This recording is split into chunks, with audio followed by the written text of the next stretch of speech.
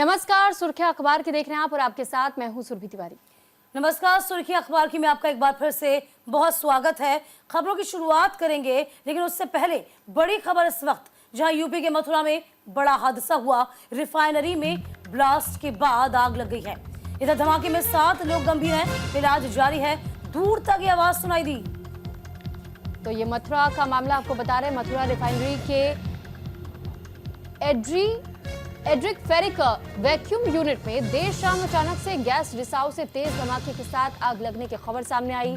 धमाका इतनी तेज था कि उसकी आवाज काफी दूर तक सुनाई दी।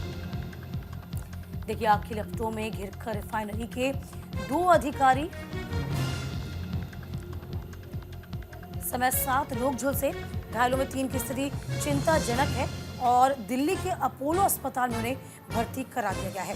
तकरीबन आधे घंटे पे आग पर काबू पाया जा सका।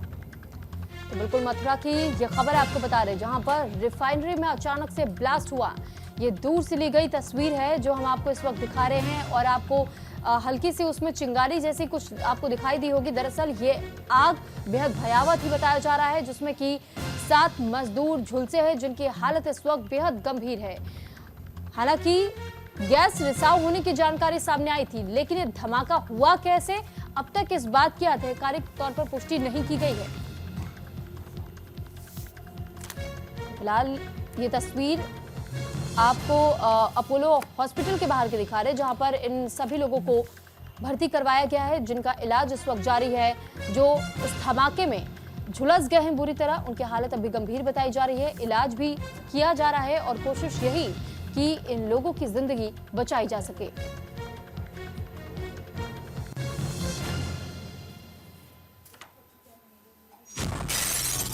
तस्वीर देखिए जरा आप, ये तस्वीर भी दिखा रहे हैं, अस्पताल की तस्वीर भी दिखा रहे हैं जहां मजदूरों का इलाज इस वक्त जारी है। धमाका रात में हुआ, इतना जबरदस्त धमाका था कि दूर तक आवाज सुनाई दी।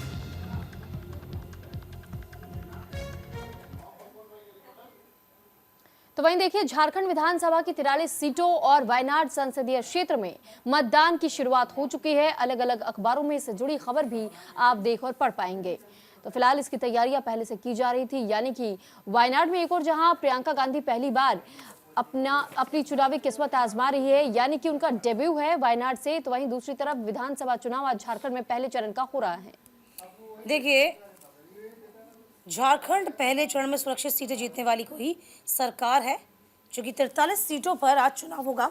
उपचुनाव का जिक्र कर देते हैं तो 10 राज्यों की 31 विधानसभा सीट पर भी उपचुनाव है। वायनाड लोकसभा सीट पर भी आज ही वोटिंग होनी है। तो देखिए, इस चुनाव के काफ़ी मायने हैं। कहा यह जा रहा है कि झारखंड की यदि हम बात करते हैं तो झारखंड में 43 सीटें, यानी कि पहला चरण सुरक्षित है, यानी पहले चरण में सुरक्षित सीट जीतने वाले की ही सरकार बनेगी। जो जानकार हैं वो ऐसा मान रहे हैं। तो आपको बता दें कि विधानसभा चुनाव में बुधवार को कुल 81 में से 43 सीटों पर अभी मतदान की प्रक्रिया चल रही है और इस चरण का मतदान अगली सरकार के स्वरूप को तय करेगा। यानी कि पहला चरण बहुत खास माना गया है, यानी कि इस चरण में जो बाजी मार लेगा ये निश्चित है कि सरकार आगामी दिनों में उसी की ही बनेगी। आपको बता दें, इस चरण के मतदाताओं का मूड जिस ओर स्विंग करता है, सत्ता का पलड़ा उसी ओर झुकता है। बीते 4 चुनाव इस बात की नज़ीर पेश करते हैं, ऐसा विशेषज्ञ मान रहे हैं। यानी कि ऐसी हवाई बातें नहीं है, क्योंकि जिक्र 4 चरणों के चुनावों का किया गया है। 4 साल का भी जो किया गया पिछले, उनमें यही है कि पहला चरण बहुत खास होता है। राज्य की 37 आरक्षित सीटों, 28 इसमें एसटी आती है, 9 इसमें एससी आती हैं। इस चरण में 26 सीटें, 20 एसटी, 6 एससी। 2019 की हम जिक्र करते हैं तो झामुमो कांग्रेस राजद ने 21 आरक्षित सीटें जीतकर सरकार बनाई थी और 14 में बात करते हैं तो एनडीए ने 14 सीटें जीतकर आजसू वो जेवीएम को जोड़कर तो उसकी सरकार बन गई थी। 2009 और 2005 का जिक्र किया जाएगा तो इन 43 में से 76 त्रिशंकु विधानसभा सीट अस्तित्व में आई थी। तो पहला चरण कई मायनों में बहुत खास हो जाता है। इस चरण में जनता का जो मूड है, जो उनका स्विंग है, वो आराम से पता चल जाता है और कहा जाता है कि आने वाले वक्त में उसी की ही सरकार बनेगी जिसने पहले चरण में अच्छा मत प्रतिशत हासिल किया। तो बिल्कुल देखिए, मेरे सहयोगी दीपिका ने आपको ये जानकारी दी, लेकिन साथ ही मैंने आपको अमर उजाला के अखबार के फ्रंट पेज की तस्वीर दिखाई, जिसमें ये बताया गया है कि एक और जहां विधानसभा झारखंड में जो चुनाव हो रहे हैं, और इन चुनाव के बाद से आप देखिए दूसरी तरफ आपने वो तस्वीर भी देखी होगी जिसमें राहुल गांधी और प्रियंका गांधी आपको नजर आए होंगे। दरअसल आज ही के दिन जहां एक और झारखंड में पहले चरण का चुनाव हो रहा है, तो दूसरी तरफ प्रियंका गांधी की परीक्षा भी आज हो रही है, क्योंकि वो डेब्यू कर रही है वायनाड सीट से। हालांकि वायनाड सीट बेहद सेफ सीट कांग्रेस के लिए मानी जाती है और खासी गांधी परिवार का ये गढ़ भी रही है। तो ऐसे में देखिए, ये जानकारी आपको दे दे कि इस वक्त जिस तरह अग्नि परीक्षा में उतरी हुई है प्रियंका गांधी, दूसरी तरफ हम देख रहे हैं झारखंड में जेएमएम और बनाम बीजेपी, इस वक्त ये पूरी लड़ाई हो चुकी है।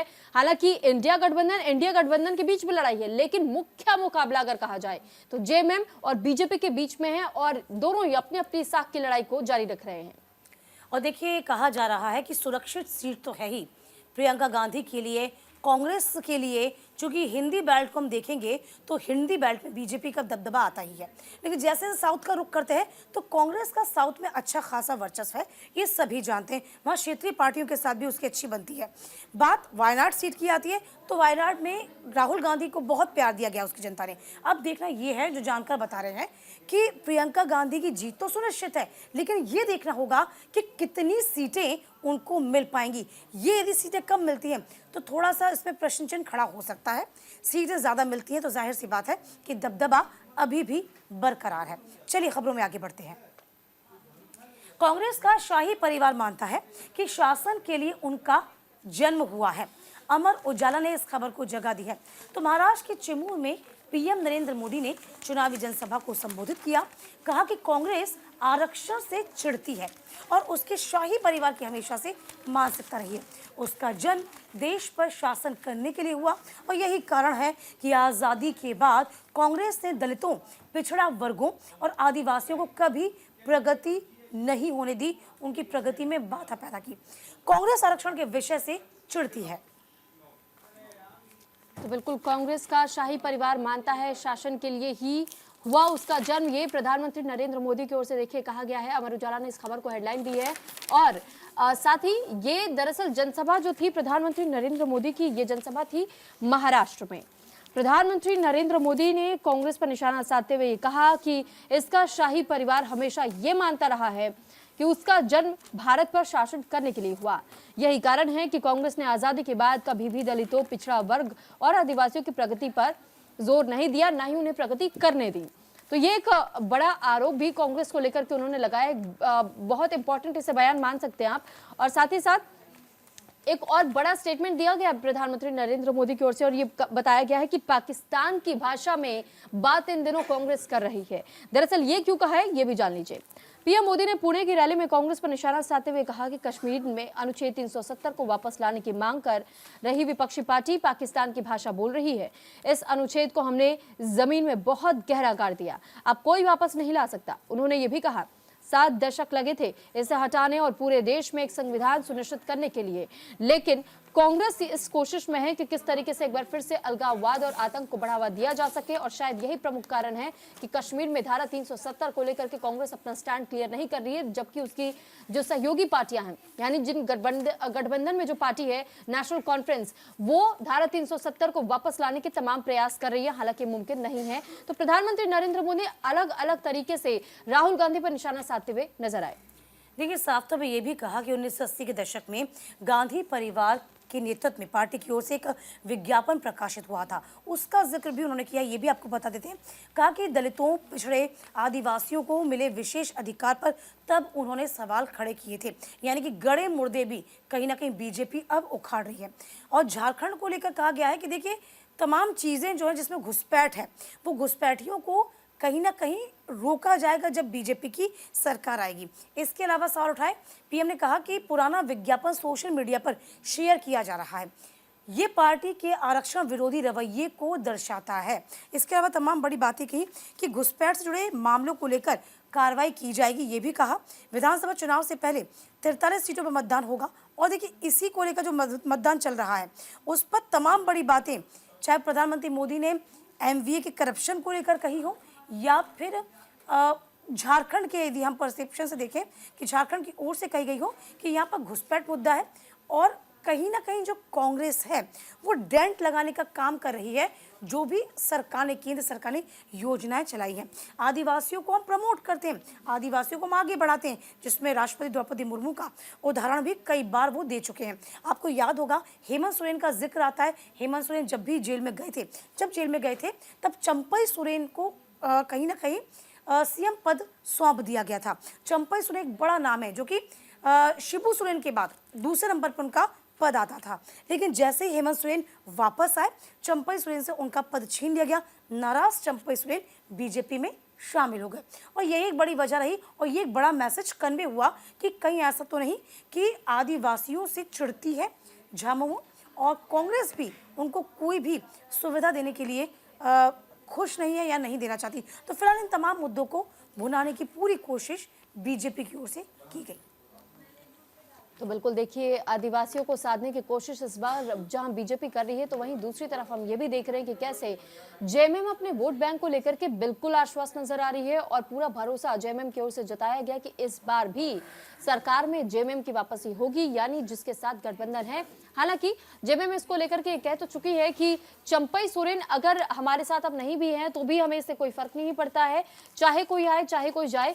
लेकिन वहीं दूसरी तरफ अगर आप पूरी स्थिति को समझिए, क्योंकि मेरे सहयोगी ने भी आपको इस बात की जानकारी दी कि चंपई सोरेन प्रमुख चेहरा माने जाते हैं झारखंड में, क्योंकि एक बड़ा आदिवासी वोट उनके साथ चलता है, और ऐसे में इसी वजह से क्या इसका खतरा झारखंड में जेएमएम के लिए बनेगा, ये चुनौती बनेगा या नहीं, लेकिन बीजेपी को इसका फायदा जरूर मिल सकता है, यानी कि जेएमएम का एक वोट बैंक यानी एक परसेंटेज जरूर कट सकता है, ये माना जा रहा है, एक्सपर्ट्स की ओर से भी कहा जा रहा है। अब यही इंतजार करना होगा जब फैसले आए, यानी कि 23 नवंबर का इंतजार, क्योंकि 20 नवंबर को दूसरे चरण के मतदान होने हैं और आज ये पहला चरण है। तो अब हम खबरों में आगे बढ़ेंगे और अगली खबर का भी हम रुख कर लेते हैं। खबर बांग्लादेशी घुसपैठ को लेकर है। दरअसल बांग्लादेशी घुसपैठ मामले में ईडी की रेड हुई है, यानी मनी लॉन्ड्रिंग से जुड़ा ये पूरा मामला था। और ये देखिए, अमर उजाला ने इस खबर को फ्रंट पेज पर जगह दी है, और साथ ही हम ये तस्वीर भी आपको दिखा रहे हैं कि किस तरीके से ईडी की ओर से जगह जगह पर छापेमारी की गई है। और ये बताया जा रहा है कि दरअसल ईडी को इस पूरे मामले में घुसपैठ करने के साथ साथ ये जानकारी मिली थी कि पैसों का लेन देन भी हो रहा था। और बिल्कुल ये तस्वीरें भी हम आपको दिखा रहे हैं अलग अलग अखबारों में। देखिए, इस तस्वीर के जरिए आप समझ पाइए कि क्या क्या चीजें बरामद हुई। यहाँ देखिए, आपको मनी लॉन्ड्रिंग के मामले में पश्चिम बंगाल में 17 ठिकानों पर भी छापा मारा गया था। छापों में फर्जी आधार कार्ड, जो कि हमने आपको दिखाए, जाली पासपोर्ट, अवैध हथियार, अचल संपत्तियों के दस्तावेज, नकदी, गहने, प्रिंटिंग पेपर, मशीन बरामद किए गए। इसके अलावा फर्जी आधार के लिए भी फॉर्म भी जब्त किए गए हैं। चलिए आपको और भी जानकारी दे देते हैं। झारखंड में पहले चरण के मतदान से ठीक एक दिन पहले इस कार्रवाई को बहुत बड़ा कार्रवाई मानी गई है। कई लोगों को हिरासत में लेकर केंद्रीय जो जांच एजेंसियां हैं वो पूछताछ करी है। छापेमारी में फर्जी आधार कार्ड मिला, प्रिंटिंग मशीन बरामद हुई है। ईडी की छापामार कार्रवाई में फर्जी पासपोर्ट और अवैध हथियार भी बरामद किए गए हैं। तो बांग्लादेशी घुसपैठ से जुड़े मनी लॉन्ड्रिंग के मामले में मंगलवार को ईडी ने कई बड़ी कार्रवाई की। बंगाल और झारखंड में एक साथ 17 ठिकानों पर ये छापामार कार्रवाई की गई है। और देखिए, इसी बात का जिक्र जो है वो बार बार कहीं ना कहीं बीजेपी कर रही है कि जो अवैध घुसपैठी हैं, यानी कि जो घुसपैठ करने की कोशिश करते हैं, उनको यहाँ पर रोका जाएगा। इसके बाबत आपको बता दें कि काफ़ी संख्या में फर्जी आधार कार्ड में थे, और फर्जी पासपोर्ट, अवैध हथियार, अचल संपत्ति से संबंधित दस्तावेज सब मिले। जिन स्थानों पर छापामार कार्रवाई की गई उसमें सर्वाधिक ठिकाने झारखंड की रांची स्थित बरियातू और पाकुड़ के परतल्ला, बंगाल के कोलकाता, बांग्लादेश से सटी सीमा से क्षेत्र में स्थित हैं। ये ठिकाने बांग्लादेश घुसपैठ के शामिल भारतीय एजेंट, भारत में बांग्लादेशियों के फर्जी कागजात तैयार करने वालों, होटल्स रिसोर्ट में शरण देने वालों तथा पूर्व में पकड़ी गई बांग्लादेशी लड़कियों से उनके भारतीय सहयोगियों से संबंधित थे। तो वाकई में ये बहुत चिंता का विषय है। हालांकि केंद्र सरकार इस पर लगातार चिंता जाहिर कर रही है। अब देखना ये होगा कि झारखंड चुनाव जो है, जो विधानसभा चुनाव है, क्या इसका रुख इस ओर जाएगा या फिर नहीं। बिल्कुल, तो वहीं अमर उजाला ने इस पॉइंट को हाईलाइट जरूर किया है, जिसका जिक्र मेरे सहयोगी दीपिका ने किया है। देखिए, अवैध घुसपैठ इस वक्त चुनावी मुद्दा दिखाई दे रहा है झारखंड में बनता हुआ। झारखंड विधानसभा चुनाव में बांग्लादेशियों की घुसपैठ चुनावी मुद्दा बन चुका है। पीएम नरेंद्र मोदी ने सोरेन सरकार पर घुसपैठ को संरक्षण देने का आरोप लगाया और ये कहा कि इसके चलते आदिवासी बहुल राज्य में आबादी के स्वरूप में बदलाव हो रहा है। यूपी के सीएम योगी आदित्यनाथ ने कहा है कि झारखंड रोहिंग्या और बांग्लादेशी घुसपैठियों के लिए धर्मशाला बन चुका है। गृह मंत्री अमित शाह भी ये कह चुके हैं कि बीजेपी सत्ता में आई तो फिर अवैध घुसपैठ को पूरी तरीके से रोका जाएगा, ब्रेक लगाया जाएगा। यानी बीजेपी तो इसे चुनावी मुद्दा बना चुकी है। अब देखना यह है कि झारखंड में आखिर इस चुनावी मुद्दे पर कैसे ये चुनाव संपन्न होते हैं, क्या नतीजे आते हैं, क्योंकि जेएमएम के लिए ये चुनौती जरूर बन सकता है। और अब हम खबरों में भी आगे बढ़ जाते हैं, दूसरी खबर का भी रुख कर लेते हैं। देखिए, दूसरे दिन भी आयोग के सामने डटे रहे हैं अभ्यर्थी। अफसरों के लाख समझाने के बाद तब बात बनी है। सीएम पर निगाहें अब टिक गई हैं। अमर उजाला ने इस खबर को जगा दी। तो यूपी लोक सेवा आयोग यूपीपीएससी के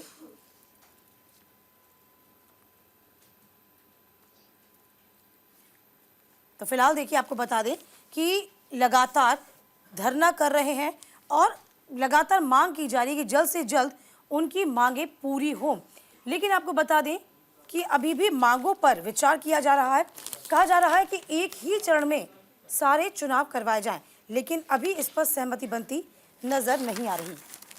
तो परीक्षाओं को लेकर के दरअसल ये धरना प्रदर्शन इस वक्त जारी है। एक और जहां चुनाव अलग अलग राज्यों में, तो दूसरी तरफ अभ्यर्थी सड़कों पर उतरे हुए अपनी मांगों को लेकर यूपी लोक सेवा आयोग यूपीएसएससी को लेकर के ये बताया जा रहा है कि किस तरह यहां अभ्यर्थी अपनी मांगों को लेकर डटे हुए हैं और साथ ही अब निगाहें इस बात पर टिकी हुई है कि सीएम का क्या फैसला होगा। दरअसल यूपीपीएससी माफ कीजिएगा कि निर्णय को लेकर अभी भी बवाल थमने का नाम नहीं ले रहा है। रात भर छात्रों ने जमकर के प्रदर्शन किया, वहीं प्रतियोगी छात्रों ने भी अपना एक नारा गढ़ लिया।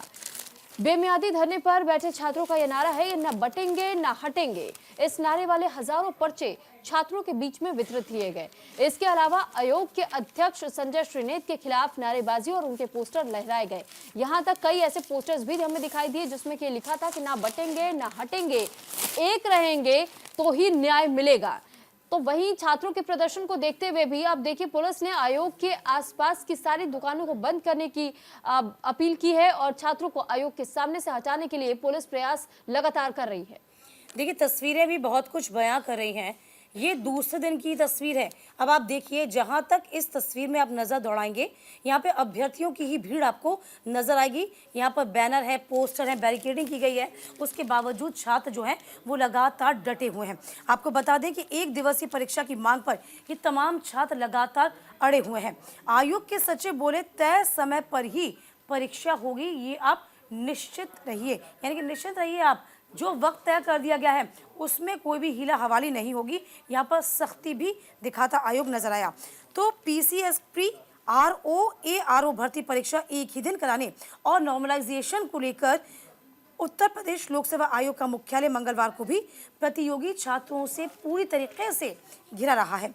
प्रदर्शन के दौरान गेट पर नारेबाजी की और प्रतियोगी युवा यूं ही डटे रहे हैं।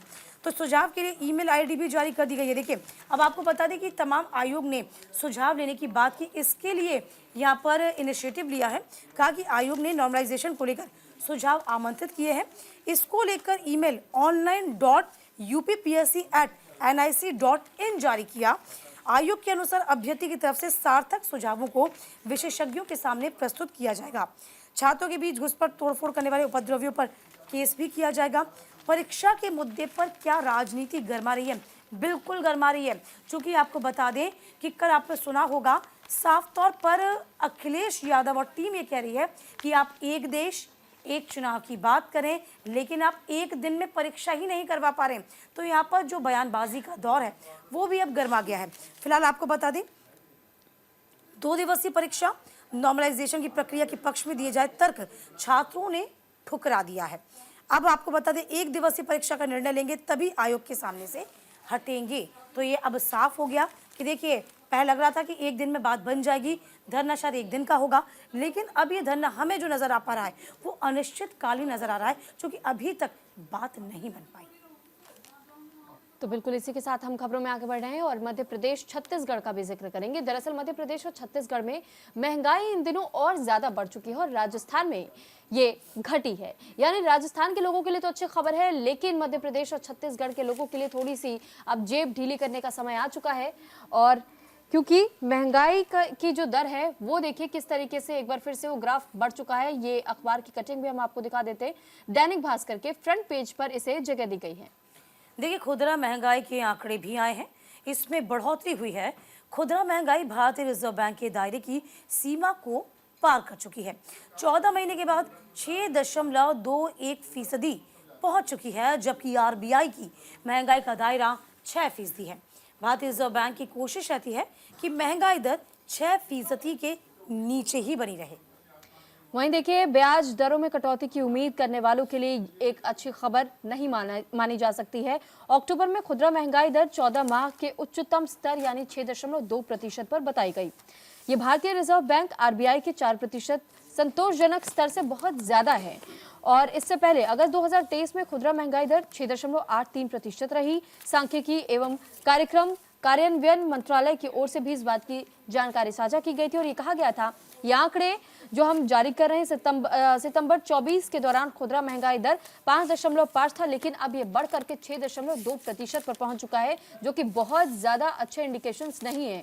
और आरबीआई की ओर से भी इसको लेकर के चिंता जाहिर की गई है कि जिस तरीके से महंगाई बढ़ती चली जा रही है, आम लोगों की जेब पर इसका खासा असर पड़ रहा है। यानी कि आपको हर एक चीज अगर आप खरीदने जाते हैं, मार्केट में जा रहे हैं, आप राशन भी खरीद रहे हैं, तो आपको अपनी जेब अब थोड़ी और ढीली करनी पड़ेगी, यानी कि आपको और ज्यादा खर्च करना पड़ेगा। और वजह यह भी बताई जा रही है कि हरी सब्जियों के दाम 42% तक इस वर्ष बढ़े हैं, जबकि औसत महंगाई 4.8 पर ही रहने की उम्मीद इस साल के आखिर तक यानी दिसंबर के महीने तक की जा रही है। लेकिन अगले साल क्या कुछ बदलाव संभव है, नहीं है, इसको लेकर भी अभी भी चिंता में इस वक्त लोग बने हुए हैं। एक्सपर्ट्स भी ये कह रहे हैं कि हमें इंतजार अगले साल तक का भी करना होगा, क्योंकि इस बार तो ये अभी महंगाई और ज्यादा बढ़ती हुई ही दिखाई दे रही है।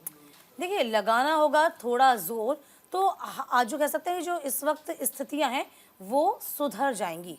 ये खबर के अंदर की खबर आपको बता रहे हैं, तो समझिए जरा।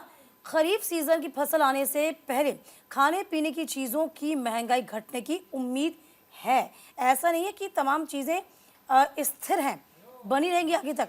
थोड़ा सा कोशिश की जाएगी, थोड़ा सा ख्याल रखा जाएगा तो महंगाई कम हो सकती है। तो फिलहाल आपको बता दें, रबी सीजन में अच्छी बुआई का ये अनुमान लगाया जा रहा है और इसी के अनुसार ग्लोबल कमोडिटी प्राइसेस में नरमी में भी मदद मिल सकती है। पश्चिम एशिया में संघर्ष बढ़ा, ये बड़ी बात है। पश्चिम एशिया में संघर्ष बढ़ा तो ग्लोबल कमोडिटी मार्केट्स और सप्लाई चेन पर इसका एक बड़ा असर होगा। इसके अलावा सरकार सब्जियों, दूसरी चीज़ों की सप्लाई बढ़ाने पर जोर लगा सकती है। इससे स्थिति काफ़ी हद तक सुधर सकती है, लेकिन ये अभी थोड़ा दूर है। स्थिति इस वक्त जो बनी हुई है वो फेवरेबल नहीं है। तो फिलहाल कीमतों में उछाल है। सब्जियों, फलों के और तेलों के दामों के बढ़ने के आसार आने वाले दिनों में हैं, ऐसा सभी बता रहे हैं। तो रिटेल इन्फ्लेशन को काबू करने की कोशिशों में फूड इन्फ्लेशन एक बड़ी चुनौती फिलहाल इस वक्त बन गया है और ये सभी के माथे पर चिंता की लकीर लेके आ रहा है। 9.24% पर पहुंचने के बाद अक्टूबर का हम जिक्र करते हैं तो 10.87% पर पहुंच गई है, जो पिछले साल की जिक्र किया जाए। जुलाई के बाद इसका सबसे बड़ा ऊंचा स्तर है। तो प्याज सप्लाई बढ़ाएगा केंद्र सरकार। देखिए, तमाम चीज़ों पर कोशिश की जाएगी कि एक एक करके हर एक चीज़ को इंगित किया जाए, हर एक चीज़ पर बात बने और हर एक चीज़ के दाम जो है उसे कम करने की कोशिश में सरकार अपना गणित इस वक्त लगा रही है। तो बिल्कुल लगातार देखिए हम आपको ये भी बता रहे हैं कि किस तरीके से, हालांकि मध्य प्रदेश और छत्तीसगढ़ के लोगों के लिए तो जरूर उनकी जेब पर असर पड़ा है, लेकिन राजस्थान के लोगों के लिए थोड़ी सी गनीमत रही है, क्योंकि राजस्थान को लेकर के डेटा सामने आया कि यहाँ पर महंगाई की दर पहले के मुकाबले घटी है। दरअसल जब हम बात ये करते हैं कि किस तरीके से कौन कौन से ऐसे राज्य हैं जहां पर अभी भी इन राज्यों में महंगाई दरें घटी है, राजस्थान में जो अक्टूबर 2023 की जो तिमाही थी उस दौरान ये देखा गया था कि 6.3% रहा था। अक्टूबर 2024 की हम बात करें यानी इस वर्ष की, तो इस दौरान 6% ये पूरा महंगाई दर बताया गया, यानी कि 0.3% की गिरावट इसमें हुई है। वहीं बंगाल में भी 4.4 महंगाई का जो प्रतिशत था अक्टूबर 2023 में था, लेकिन वहीं 2024 की अगर हम बात करें तो सबसे कम यहां बताया गया कि 4.6 के प्रतिशत के हिसाब से, यानी 0.2 इसमें भी गिरा। और वहीं दूसरी ओर पंजाब में 5.4% जो अक्टूबर 2023 में था, तो ये डेटा भी हम देख रहे हैं कि इसमें भी बदलाव है। 5.8% के हिसाब से इसमें अंतर आया है, यानी 0.4 का अंतर इसमें बताया गया है।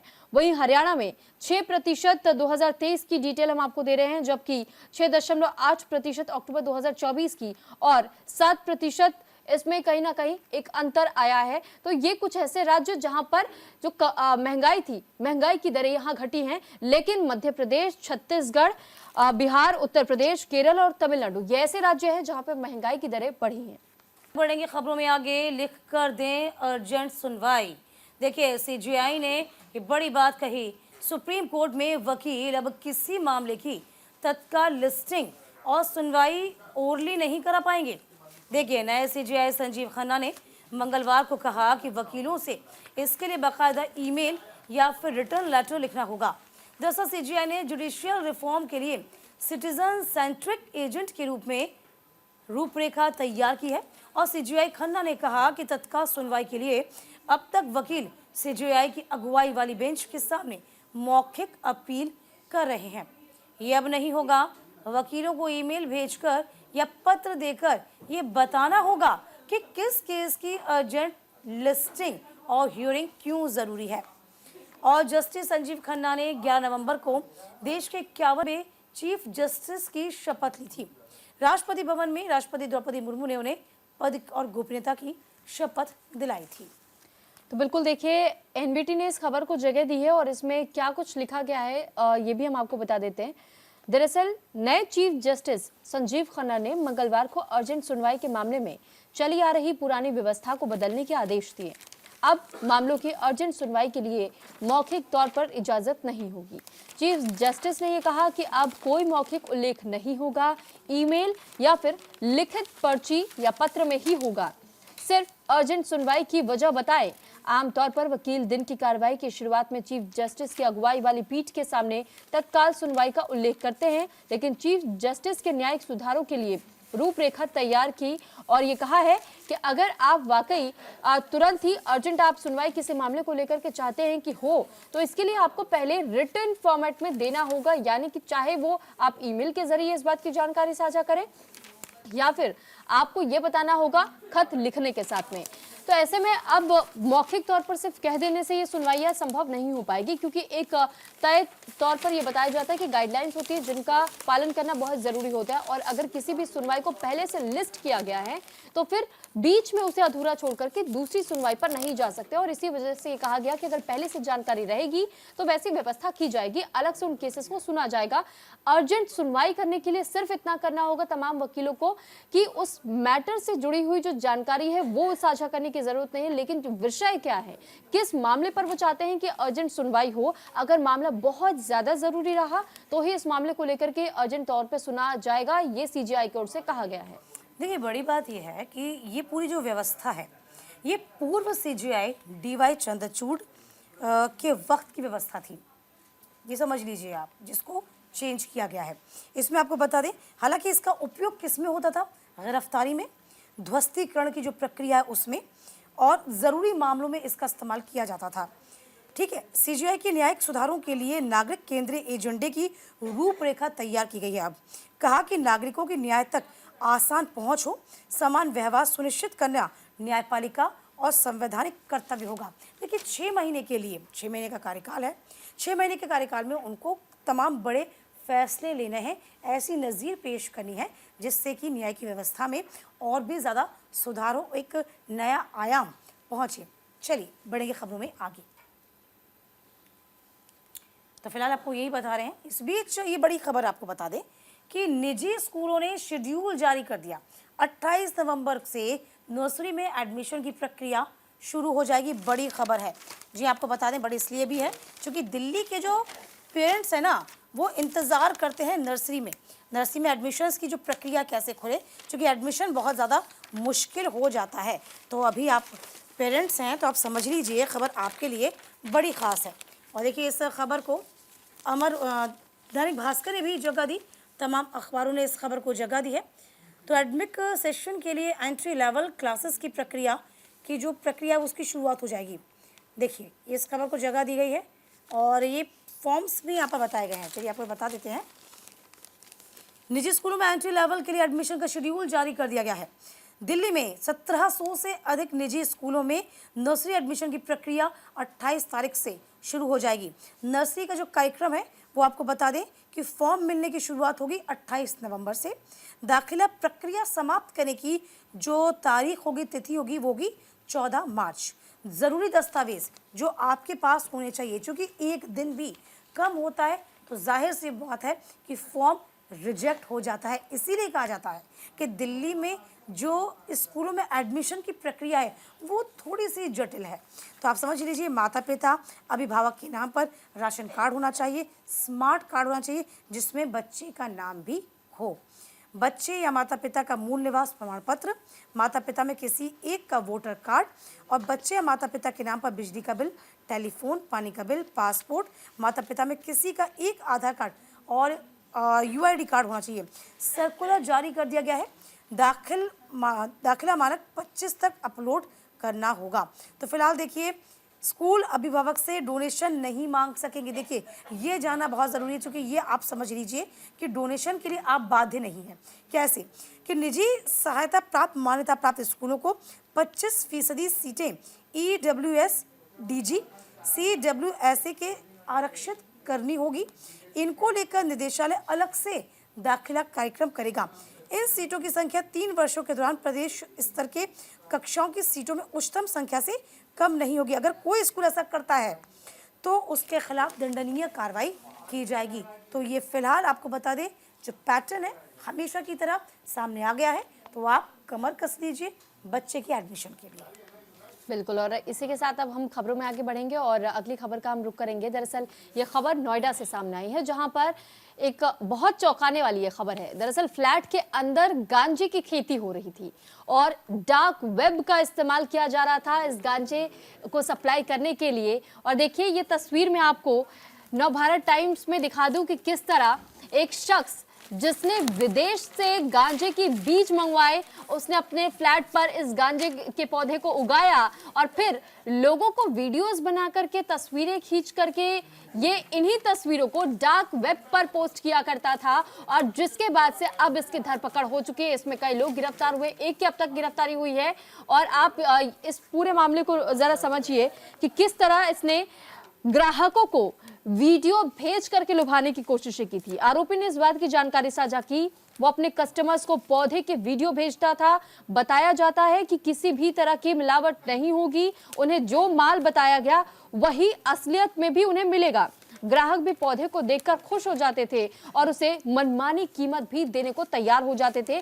यानी आप ये समझिए कि कैसे करोड़ों का बिजनेस वो एक फ्लैट के अंदर रहते हुए चला रहा था, लेकिन गैर कानूनी तरीके से, क्योंकि भारत में ये अभी भी लीगल नहीं है, ये इलीगल है। अगर आप ऐसा करते हुए पकड़े जाते हैं तो आप पर कार्रवाई तो बाद में होगी, अरेस्ट आप पहले कर लिए जाएंगे। तो इससे आप पहले सचेत हो जाइए, क्योंकि अभी हाल फिलहाल में बेंगलुरु से भी एक ऐसा ही मामला सामने आया था, जिसमें एक दंपत्ति ने अपने फ्लैट के बालकनी में ही गांजे का पौधा उगाया था और उसके साथ फोटो भी खिंचवाई थी। जिसके बाद वो फोटो वायरल होते ही उन दोनों को, यानी दंपत्ति को ही सलाखों के पीछे भेज दिया गया। उसके बाद कार्रवाई की शुरुआत की गई। तो अलर्ट रहिएगा।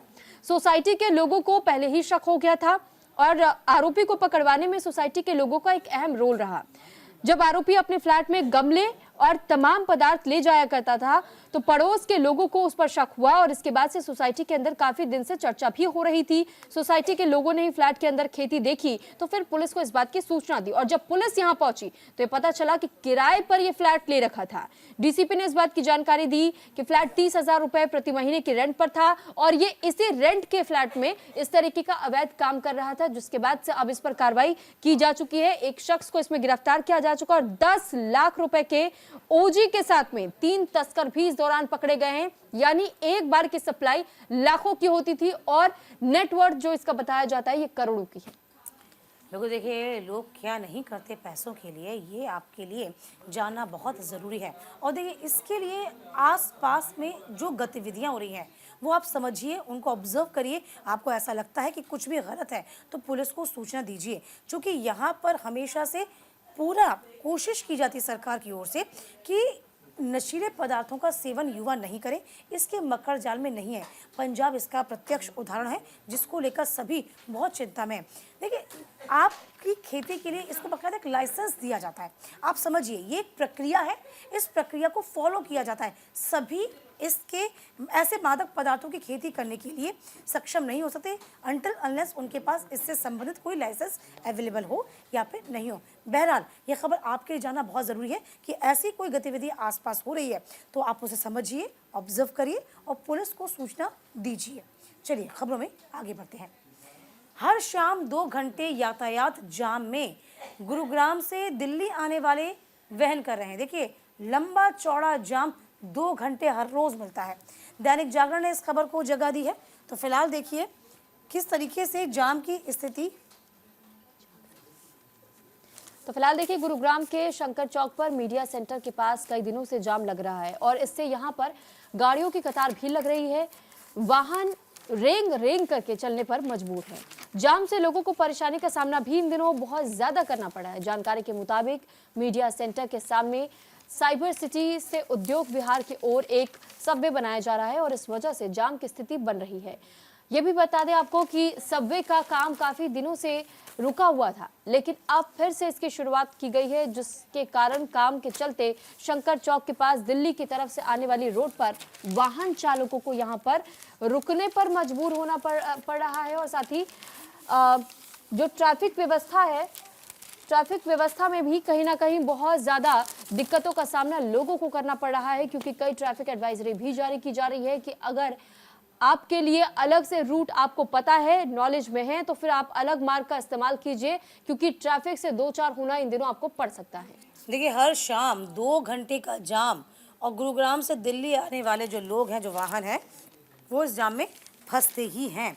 तो जिस तरीके से आपको सुरभि भी बता रही थी कि किस तरीके से रजौकरी बॉर्डर के पास सर्विस लेन के अंडरपास के निर्माण के कारण 2 महीने से ट्रैफिक व्यवस्था बदहाल है। अब देखिए, आपको बता दें कि ग्रैब 2 भी लागू है। कंस्ट्रक्शन का काम थोड़ा सा स्लो हो चुका है। इसको लेकर भी लोगों को दिक्कतें हो रही हैं, क्योंकि कंस्ट्रक्शन समय पर पूरा नहीं हो पा रहा। समय पर पुल नहीं बन पाएगा तो जाहिर सी बात है, लोगों को दिक्कतों का सामना करना पड़ेगा। इसके अलावा इसके पहले द्वारका एक्सप्रेस वे के निर्माण के कारण सिहौल बॉर्डर के पास जाम लगा हुआ था। तो फिलहाल दिल्ली की तरफ हाईवे पर कई अन्य जगहों से ट्रैफिक आता है। इससे यहाँ पर बाल्टन नेक से बनने दिन हर दिन लंबा लंबा जाम लगता है। गुरुग्राम की कंपनियों में काम करने वाले अधिकतर नौकरी पेशा एनसीआर के अलग अलग इलाकों से आते हैं। सुबह और शाम के वक्त ड्यूटी होने पर सड़क पर ट्रैफिक का दबाव बढ़ जाता है। मंगलवार शाम को एम्बियंस मॉल से IGI एयरपोर्ट तक 12 किलोमीटर तक का लंबा जाम रहा। इस वाहन चालक ने लगभग 2 से ढाई घंटे फंसे रहे हैं। फिलहाल देखिए, अभी सरकार को भी समझना होगा कि कंस्ट्रक्शन थोड़ा स्लो है, तो कोई दूसरा रास्ता अख्तियार करे। लोगों का समय वैसे ही एक 8 से 9 घंटे की ड्यूटी करने के बाद 2 घंटे जाम में फंसेंगे तो अगले दिन के लिए क्या उनमें एनर्जी बचेगी। तो ये समझिए, ये खबर बहुत ज़रूरी है डेली रूटीन के लिए, लोगों की दिनचर्या के लिए, और सरकार को ऐसी वैकल्पिक व्यवस्था करनी होगी जिससे लोगों को दिक्कतों का सामना न करना पड़े। चलिए आगे बढ़ जाएंगे। तो बिल्कुल देखिए, मथुरा से एक खबर, जहां मथुरा रिफाइनरी में आग लगने की खबर सामने आई और इसमें 10 लोगों के झुलसने का मामला भी सामने आया। तो फिलहाल देखिए, वैक्यूम यूनिट में कल देर शाम गैस रिसाव के साथ तेज धमाका हुआ, आग लग गई। धमाका इतना तेज था कि आवाज काफी दूर तक सुनाई दी। आग की लपटों में घिरकर रिफाइनरी के 2 अधिकारी समेत 8 लोग झुलस गए।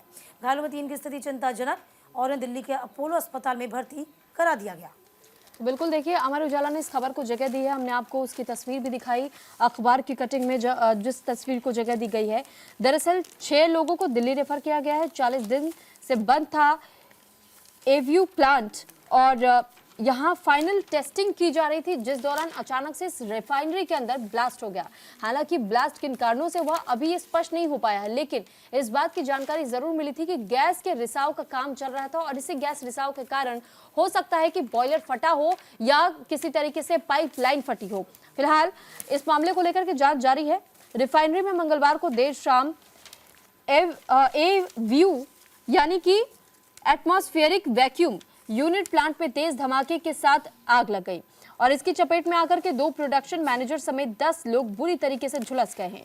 इनमें से 6 लोगों को दिल्ली रेफर किया गया। देर रात डीएम शैलेंद्र कुमार सिंह और एसएसपी शैलेश कुमार पांडे मौके पर पहुंचे। रिफाइनरी के एव्यू प्लांट में मंगलवार की देर शाम जिस वक्त मरम्मत चल रही थी, मरम्मत के दौरान यानी टेस्टिंग के दौरान ही अचानक से ये ब्लास्ट हुआ और फिर इसमें बताया भी गया है कि प्लांट 40 दिन से बंद था, उसकी फाइनल टेस्टिंग का काम जारी था, तभी फर्निश लाइन गर्म होने के बाद तेज धमाका हुआ। इसके चलते प्लांट में आग लगी। प्रोडक्शन मैनेजर राजीव और समीर श्रीवास्तव समेत 10 लोग इसमें बुरी तरह झुलस गए, जिसके बाद से उन्हें फिलहाल हम ये भी बता रहे हैं कि कैसे इसमें से 10 लोगों में से 6 लोगों को दिल्ली के लिए रेफर कर दिया गया है, क्योंकि उनकी हालत इस वक्त बेहद नाजुक बताई जा रही है, यानी अभी भी उनका इलाज जारी है। और ये पूरी खबर हमने आपको शुरुआत में भी बुलेटिन के बताई थी कि मथुरा में जो धमाका हुआ, ये धमाका बहुत ही गंभीर श्रेणी का था और इसी वजह से इन सभी को धीरे धीरे करके जल्द से जल्द नजदीकी अस्पताल ले जाया गया। इसमें से 6 लोगों को दिल्ली रेफर किया गया और ये भी अब पता लगाने की कोशिश की जा रही है कि चूक कहाँ हुई है। देखिए, वाकई में इस खबर को सभी अखबारों में ऑलमोस्ट जगह दी गई है, तो आप तक पहुंचा रहे हैं।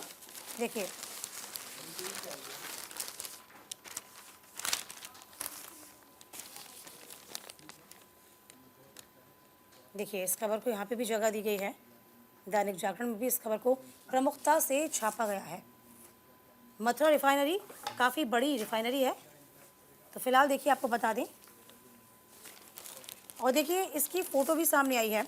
वैक्यूम यानी कि एट्मॉस्फेरिक वैक्यूम यूनिट था ये। मंगलवार शाम गैस रिसाव से तेज़ धमाका हुआ और तेज़ धमाके के साथ आवाज़ काफ़ी दूर तक गई और आग की लपटों में घिरकर रिफाइनरी के 2 अधिकारी समेत 8 लोग झुलस गए। घायलों की 3 की स्थिति गंभीर बताई जा रही है। अब आपको बता दें, जो घायल हुए थे, आगरा दिल्ली हाईवे पर स्थित है ये रिफाइनरी, जो कि काफ़ी फेमस है। और कह सकते हैं कि इस रिफाइनरी में रिफाइन कैसे जो तमाम कच्चा ऑयल है उसको साफ करने का काम चालू किया जाता है। आपको बता दें कि प्रोडक्शन मैनेजर राजीव अग्रवाल के साथ ही प्रोडक्शन मैनेजर समीर श्रीवास्तव, कर्मचारी इरफान हरिशंकर, मूलचंद और सत्यभान संतोष, अजय शर्मा बुरी तरीके से झुलसे। इनको रिफाइनरी में स्थित अस्पताल में भर्ती करा दिया गया।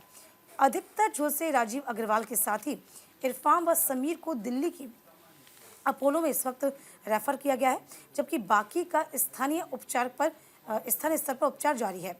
घटना की सूचना पर रिफाइनरी के अधिकारियों के साथ ही सीईओ रिफाइनरी श्वेता सिंह भी पहुंची। रिफाइनरी की दमकल ने करीब आधे घंटे बाद आग पर काबू पाया। रिफाइनरी की पीआरओ रेणु पाठक ने बताया कि 2 अधिकारी समेत 3 की स्थिति फिलहाल गंभीर है। हादसे के कारणों की जाँच की जा रही है। इस स्थिति पूरी तरीके से कह रहे हैं कि नियंत्रण है, धमाका होने से इनकार नहीं किया। इस वक्त धमाका हुआ दिल्ली हाईवे पे बड़ी संख्या में वाहन उस वक्त गुजर रहे थे।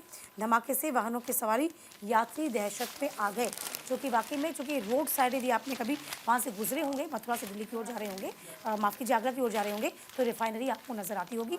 उस बीच एक बड़ा हादसा और भी था। ये हादसा बड़ा हो सकता था, लेकिन गनीमत रही कि फिलहाल 8 लोग झुलसे। लेकिन अब ये देखना होगा कि वह उनकी स्थिति कितनी जल्दी ठीक हो पाती है। चलिए खबरों में आगे बढ़ते हैं।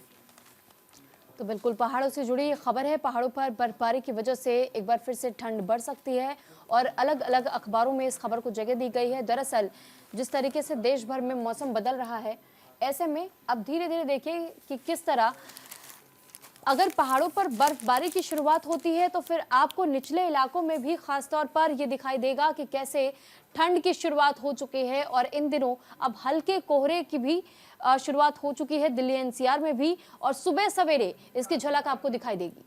देखिए, कश्मीर घाटी हिमाचल में बर्फबारी हुई है, सड़कें बंद हो गई, रात भर यात्री और सैलानी जो हैं वो फंसे रहे। हालांकि जिनको प्रेम है, प्यार है वादियों से, बर्फ़ों से, तो फिलहाल देखिए वो जाते हैं और लुत्फ़ उठा सकते हैं। फिलहाल तापमान गिर गया है, ठंड बढ़ गई है, कल से फिर मौसम में बदलाव के आसार हैं। तो फिलहाल चंबा में आधा फुट बर्फ गिरी है। यदि हम हिमाचल में रोहतांग सहित ऊंची चोटियों के बाद चंबा जिले से सजे जोत पर करीब आधा फुट बर्फ गिरी। इसके चलते पांगी मार्ग को बंद करना पड़ा।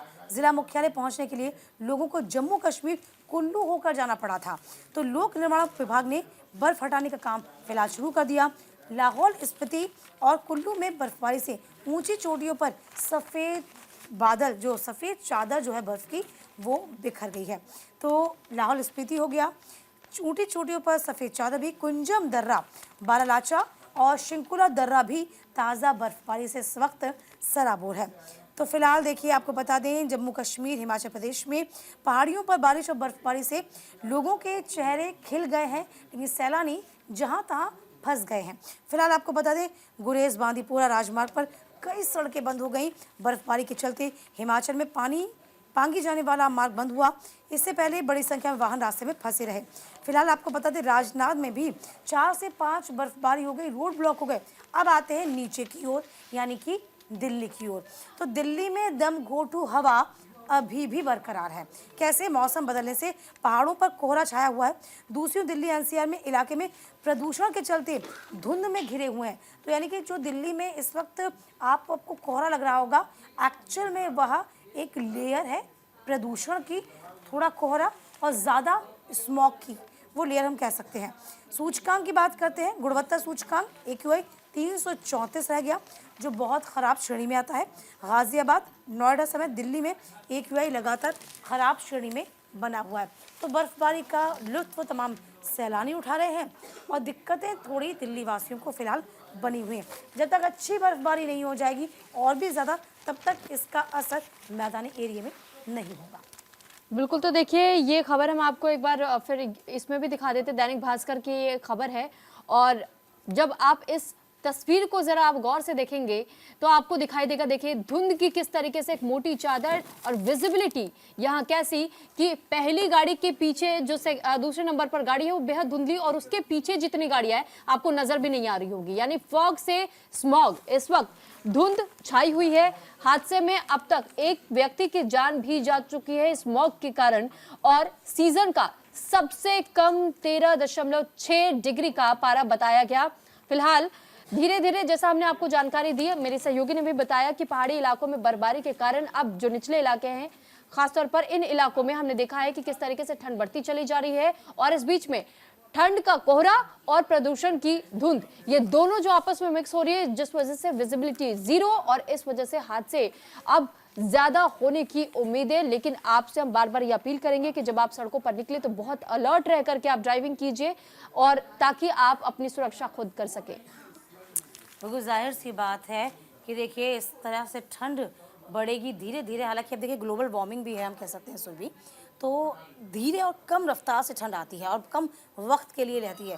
लेकिन दिक्कत है, देखिए सैलानी जा रहे हैं पहाड़ी एरिया में, चाहे वो हिमाचल हो, जम्मू कश्मीर हो, वहाँ तो लुत्फ़ उठा रहे हैं। लेकिन जैसे जैसे अब मैदानी एरिया में आएंगे, दिल्ली एनसीआर का रुख करेंगे, तो आप देखिए वहाँ पर दिक्कतें ज़रूर हैं, क्योंकि इस वक्त पोल्यूशन का जो लेवल है वो अप बना हुआ है। तो बिल्कुल, खबरों में हम आगे बढ़ेंगे और बात करेंगे कि कैसे मस्क अब भारत में सैटेलाइट इंटरनेट की शुरुआत कर सकते हैं। इस खबर को दैनिक जागरण के साथ अलग अलग अखबारों ने इस खबर को जगह दी है।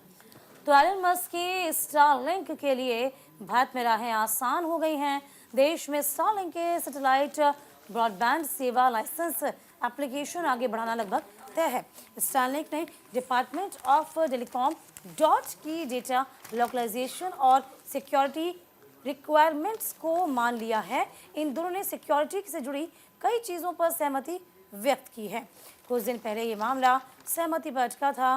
स्टारलिंक और जेफ बेजोस के कुइपर के भारत में एंट्री करने में ये बड़ी बात थी, जो अब स्टारलिंक ने स्वीकार कर ली है। डिपार्टमेंट ऑफ टेलीकॉम ने दिशा निर्देश में कहा कि भारत में जो भी सैटेलाइट कंपनी काम करेगी उसे डेटा देश के भीतर ही स्टोर करना होगा। ध्यान देने वाली बात तो ये कि भारत सरकार, भले ही स्टारलिंक के रास्ते खोल दिए गए, लेकिन स्टारलिंक ने अभी इस पर अपनी बात नहीं रखी।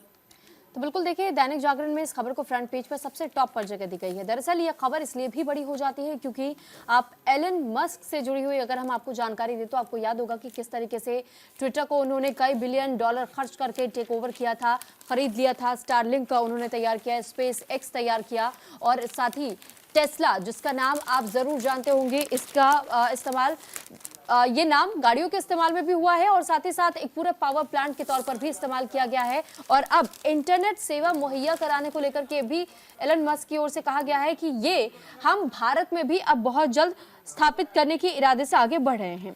सरकार उनकी कंपनी स्टारलिंक को लाइसेंस देने को तैयार नजर आ रही है। संचार मंत्री ज्योतिरादित्य सिंधिया ने संकेत भी दे दिए हैं। साथ ही नियम के मुताबिक सैटेलाइट सेवा के लिए स्पेक्ट्रम की नहीं होगी नीलामी, कंपनियों को आवंटित किया जाएगा।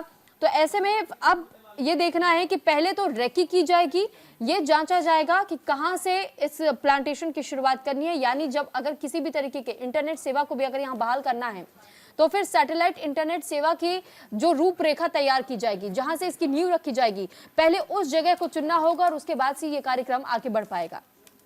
बिल्कुल, चलिए इसी के साथ सुर्खियां अखबार की में आज के लिए बस इतना ही, लेकिन न्यूज़ इंडिया पर खबरों का सिलसिला लगातार जारी रहेगा। नमस्कार।